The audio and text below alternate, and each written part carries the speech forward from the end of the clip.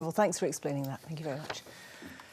Tributes are being paid to the sports writer and broadcaster Hugh McIlVanney, who's died at the age of 84. His highly regarded work and beautiful prose spanned more than 60 years, during which he covered some of sport's most prestigious events. Here's our sports news correspondent, Chris McLaughlin. The work I do is just pretty straightforward in its requirements. I've just got to try and write half decently as a job of work for newspaper readers.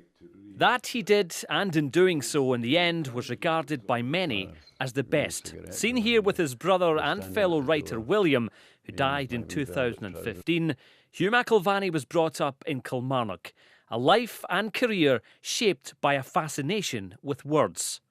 He was absolutely outstanding and, of course, a great ambassador for Scotland as well as for his trade, which was, of course, sports writing. The Scotsman, the Observer and the Times all called him their own. His words led to awards, many awards.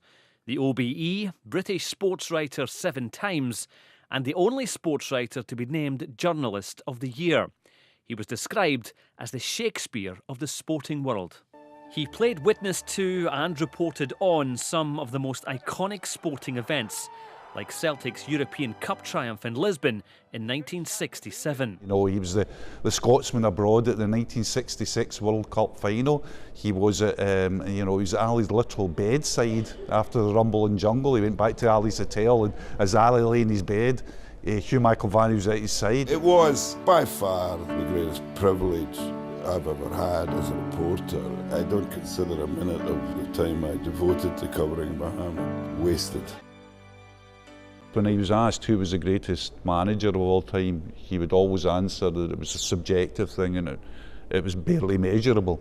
But he would always state in that very robust way, no one was better than Jock Stein.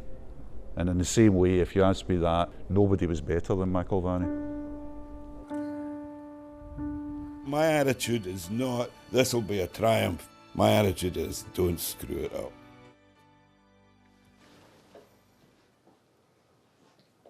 And such a wonderful voice.